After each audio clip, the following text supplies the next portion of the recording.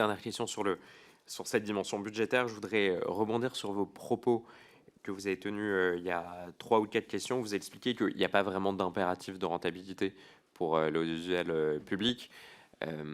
D'une certaine façon, certains pourraient être choqués parce qu'ils pourraient se dire ça sert à quoi de voter des budgets si à la fin ils ne sont pas respectés et que année après année, comme on l'a entendu d'ailleurs de la part de Madame Filippetti, votre ancienne ministre de la Culture socialiste, quel serait le sens de ce vote des budgets si à la fin ils ne sont pas respectés?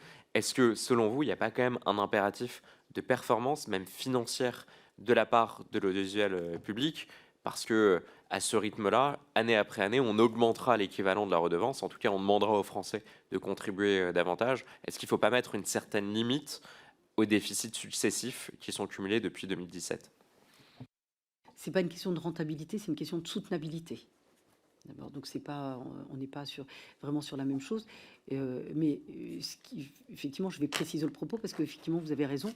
Ça peut peut-être choquer de dire c'est pas la rentabilité et c'est finalement on dépense sans contrôle. Non, vous faites des réformes structurelles, vous avez une organisation et il y a un financement qui est en face. D'ailleurs, c'est le sujet du résultat d'exploitation hors événement exceptionnel.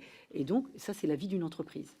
Et donc, c'est pas de dire c'est un puissant fonds, on finance sans aucune vision. Il faut une vision et donc la réforme structurelle et de fond, une organisation, une stratégie avec des principes à respecter, tous les principes que nous avons énoncés tout à l'heure, et évidemment une soutenabilité. Mais ça ne veut pas dire on finance et pas de contrôle. Ça n'a rien à voir. Au contraire. Justement, si j'ai écrit aux dirigeantes, c'est qu'il y a un financement public et donc il y a une exigence de transparence et de contrôle, notamment de l'utilisation de ce financement public.